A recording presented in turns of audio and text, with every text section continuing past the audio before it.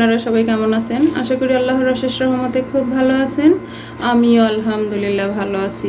তো আজকে কিছু গেস্ট আসবে, এর জন্য আমি আজকে চিকেন দম বিরিয়ানি করব। তো এটার জন্য আমি আজকে চুলা বড় একটা নিয়ে নিলাম এবং ফ্লোরে রান্নাটা করতেছি, তো কিচেনের ফ্লোরে আর কি। তো এখানে আমি প্রথমে একটা পাতিল বসাই দিলাম মাংসটা রান্না করার জন্য। বিসমিল্লাহির রহমানির রহিম। কারণ ছোট চুলায় রান্নাটা হবে না, যেহেতু অনেক রান্না। তো এখন চুলার আঁচটা একটু বাড়াই দিলাম। প্রথমে এখন আমি পেঁয়াজ বেরেস্তাটা বানাই নিব। এর জন্য আমি দিব প্রথমে 1 কাপ সয়াবিন তেল। বিসমিল্লাহির রহমানির রহিম। যে বেরেস্তার জন্য এখানে আমি 1 কিলো পেঁয়াজ কেটে ধুয়ে পরিষ্কার করে নিয়েছি। এখন বেরেস্তাটা বানানো শুরু করব। বিসমিল্লাহির রহমানির রহিম। এই যে আমি পেঁয়াজটা বেরেস্তা করে নিতেছি। এই যে মাশাআল্লাহ পেঁয়াজ বেরেস্তাটা হয়ে গেছে, এখন আমি উঠাই নিব।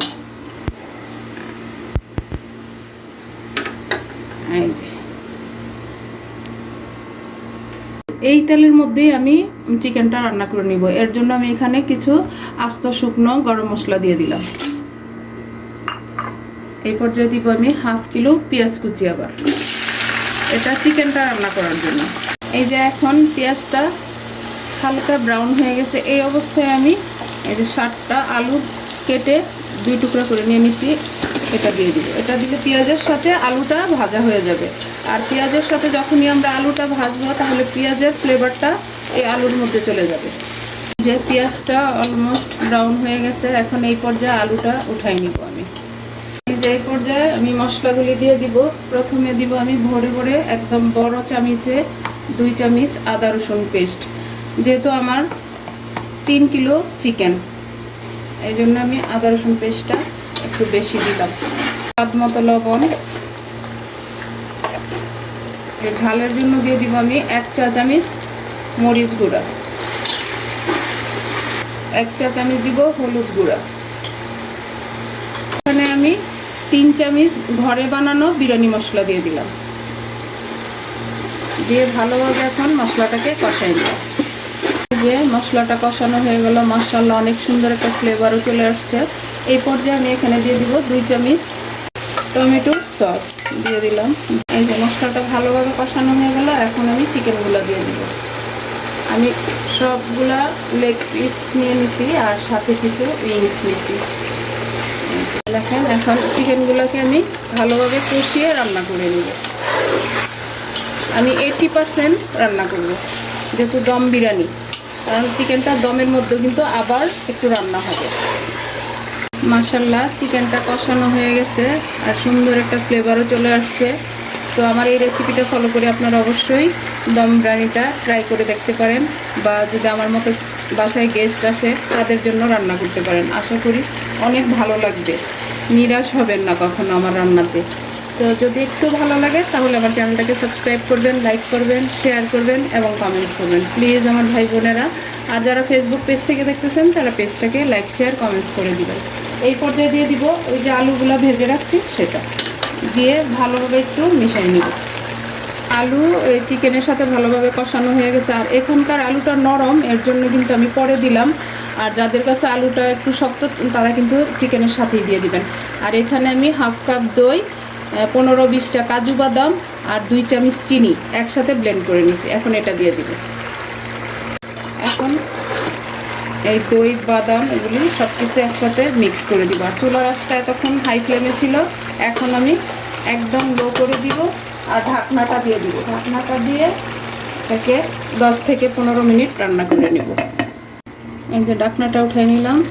মাশাআল্লাহ অলমোস্ট হয়ে গেছে আমার চিকেনটা। এখন আমি এই পর্যায়ে দিব কাসুরি মেথি। এটা আমার ঘরে বানানো। যদি আপনারা কেউ এই ভিডিওটা না দেখে থাকেন তাহলে প্লিজ দেখে নেবেন। দিয়ে ভালো করে মিশিয়ে নিব। মিশিয়ে আমি চিকেনটাকে নামিয়ে নিব। আমি চালটা সিদ্ধ করার জন্য এখানে পানি বসাই দিছি। পানিটা অলরেডি বলক চলে আসছে। পর্যায়ে দিয়ে দিব আমি এই পানির মধ্যে কিছু শুকনো গরম মশলা।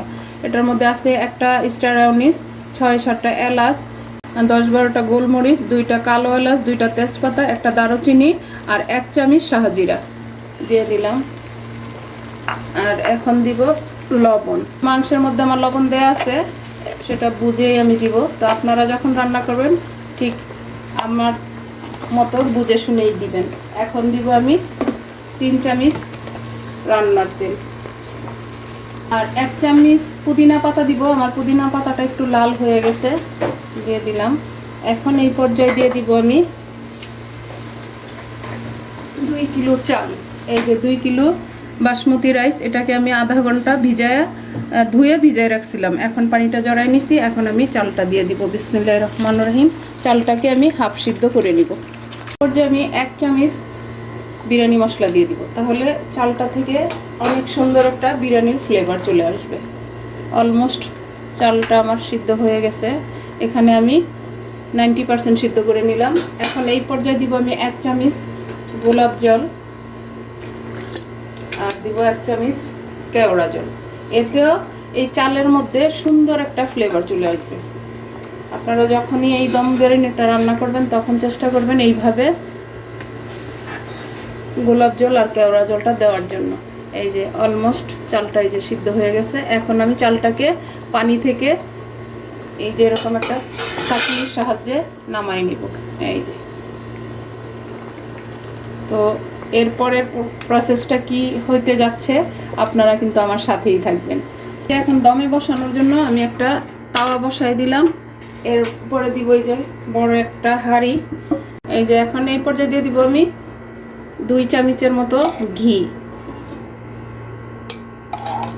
এখন এই চিকেনটা পুরো আমি এই হাঁড়িতে ঢেলে দিব। এই যে দেওয়া হয়ে গেল। এখন আমি চালগুলি দিয়ে দিব। আর চুলার আঁচটা কিন্তু লো টু মিডিয়ামের মাঝামাঝি এখনো জ্বলতেছে আমার। এই যে একেবারে সহজভাবে আপনারা যাতে বাসায় বসে এরকম চিকেন দম বিরিয়ানিটা রান্না করে নিতে পারেন, সেটাই আমি আপনাদের সাথে শেয়ার করলাম। এখন এই পর্যায়ে দিয়ে দিব বিরিয়ানি মশলার সাথে কিছু আছে আলু বোখারা দিয়ে দিলাম। এর উপরে দিয়ে দিব 1 চামচ ঘি। যেহেতু বিরিয়ানি, তাহলে আমরা যদি ঘিটা না দিই তাহলে তো এর স্বাদটা আর পাবো না। আর দিব এই যে পেঁয়াজ বেরেস্তা, দিব 4-5টা কাঁচামরিচ। এইভাবে আমি লেয়ারে লেয়ারে সব কিছু দিয়ে দিব। লাস্ট ফিনিশিংয়ে এখন আমি দিয়ে দিতেছি পেঁয়াজ বেরেস্তা আর একটু বিরিয়ানি মশলা, মানে 2 চামচের মতো। আর দিব 1 মুঠো কিশমিশ। পর্যায়ে দিয়ে দিব হলুদ ফুড কালার।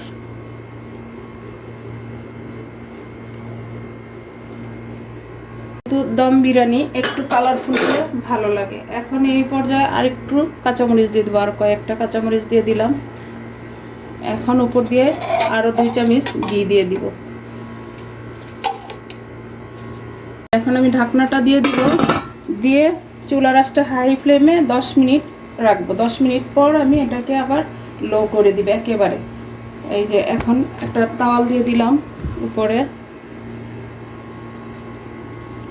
দিয়ে 10 মিনিট হাই ফ্লেমে রাখবো। এই যে আমার 10 মিনিট হয়ে গেল হাই ফ্লেমে রাখা। এখন আমি এই পর্যায়ে একেবারে লো করে আরও 25 মিনিট রান্না করব। এই যে আমি 25 মিনিট দম দিয়ে নিলাম আমার দম বিরিয়ানিটা। এখন আমি খুলবো, খুলে দেখব আমার বিরিয়ানিটা কেমন হইল। বিসমিল্লাহির রহমানির রহিম। মাশাআল্লাহ মাশাআল্লাহ, দেখেন মাশাআল্লাহ, একেবারে ঝরঝরে একটা দম বিরিয়ানি হয়ে গেল। তো এখন আমি বিরিয়ানিটা নামাবো, নামায় তারপর সার্ভ করে আমি আপনাদের সাথে শেয়ার করতেছি যে আজকে আমার দম বিরিয়ানিটা কেমন হয়েছে। এই যে এখন আমি সার্ভ করে নিব। দেখেন মাশাআল্লাহ, একেবারে ঝরঝরে। এরকম দম বিরিয়ানি যদি মেহমানদেরকে দেওয়া যায়, মেহমান তো খুশি হয়ে যাবেই, আর বাসার সবাই তো ওয়াও ছাড়া কথা বলবেন। আর এই যে চিকেনটা, এই যে দেখেন মাশাআল্লাহ হয়ে গেল আমার চিকেন দম বিরিয়ানি। এখন আমি এর উপরে আরেকটু পেঁয়াজ বেরেস্তা ছিটাই দিব। এরপর সবাই মিলে খাওয়া শুরু করে দিব। তো যাই হোক, আজকে আমার একেবারে ঘরোয়া উপকরণ দিয়েই বাসায় বসে বানিয়ে নিলাম চিকেন দম বিরিয়ানি। আজকে আমার রেসিপিটা রান্না করা শেষ হয়ে গেল। আমি আপনাদের কাছ থেকে বিদায় নিব। আল্লাহ হাফেজ।